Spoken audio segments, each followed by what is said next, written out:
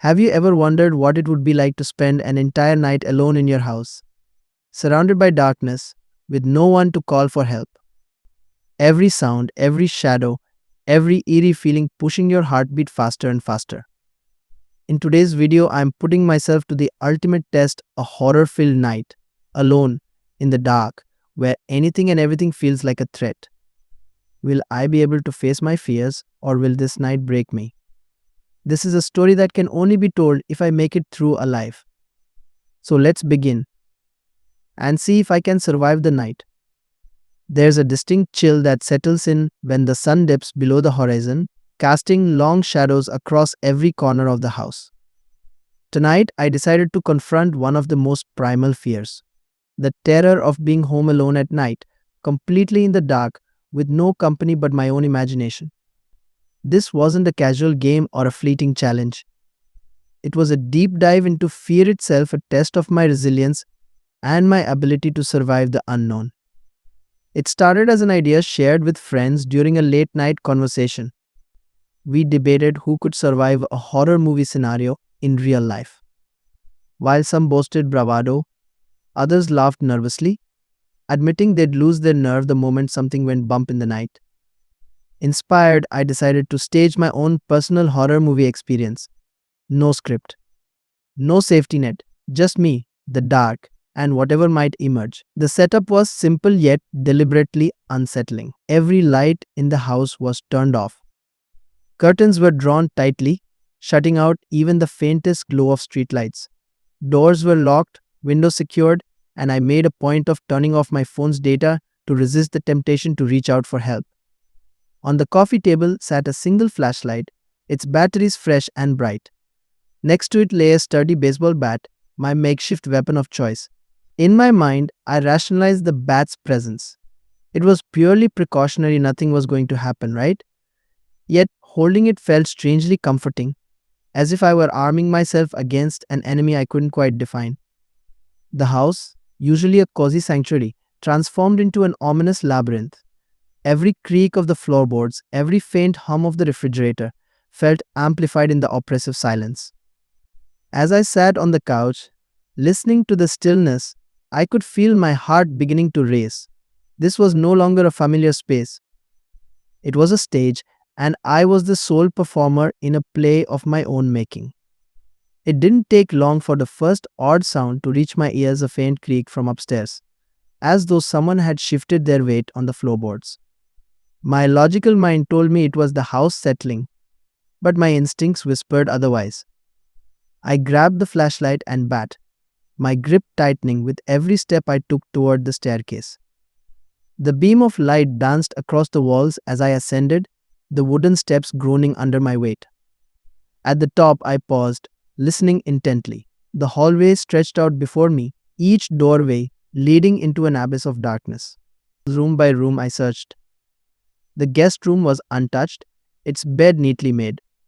The bathroom mirror reflected my pale, tense face. The hallway closet held nothing but coats and shoes. Finally, I reached my bedroom. The door creaked as I pushed it open, and my flashlight's beam swept across the room. Everything seemed in order except for a picture frame on my nightstand, now lying face down. My breath hitched. Had it been like that earlier? I couldn't remember. The window was shut tight, so it wasn't the wind. A chill ran down my spine, but I forced myself to move on. Returning to the living room, I tried to shake off the unease. I brewed a cup of tea, hoping the warmth would settle my nerves. As I sat back on the couch, the quiet began to feel suffocating. Then, just as I was about to take a sip, I heard it, a whisper, soft and barely audible. It brushed past my ear like the faintest breeze. My entire body froze. The sound didn't resemble a word, it was more like a sigh or a breath. Slowly, I turned toward the direction of the sound, my flashlight trembling in my hand. The beam landed on the empty dining room. The whisper came again, this time from the opposite direction. I spun around, heart pounding, but there was nothing there. I tried to rationalize. It's just your imagination, I whispered to myself. You're alone. There's nothing here, but my nerves were fraying, and I could feel the tension mounting. Hours dragged on, each minute stretching into eternity. I found myself pacing the house, my flashlight carving a path through the suffocating darkness. Every so often, a sound would jolt me, a faint rustle, a distant thud. I couldn't determine their source. They seemed to move, never originating from the same place twice. Then the power went out. The darkness became absolute, swallowing me whole. My flashlight became my lifeline, its beam the only thing tethering me to reality. Shadows danced at the edges of the light, twisting into shapes my mind struggled to comprehend. I began talking to myself, muttering words of reassurance, anything to stave off the growing panic. As I moved through the house, the whispers returned, louder now, almost urgent. They came from the kitchen, then the hallway, then directly behind me. I swung the bat wildly, striking nothing but air. At one point, I thought I saw something, a figure, fleeting and pale, vanishing the moment I turned toward it. My heart raced as I questioned my sanity. Was it real, or was my imagination playing cruel tricks on me? Desperation clawed at my mind. I knew I had to keep moving, to stay vigilant. The house seemed to close in around me, its once familiar walls now foreign and menacing. Every room felt like a trap, every shadow a potential threat. By the time dawn finally broke, I was physically and mentally drained.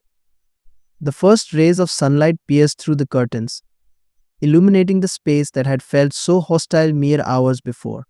The whispers stopped, the shadows receded. I had survived. Looking back, the night was a test of more than just courage. It was a battle against my own mind, a confrontation with the unknown. Fear is a powerful force, capable of twisting reality and magnifying the smallest uncertainties. But it's also a reminder of our strength, of our ability to endure even when faced with the unimaginable. Would I do it again? Maybe not. But I'll always carry the knowledge that I faced the darkness and I won.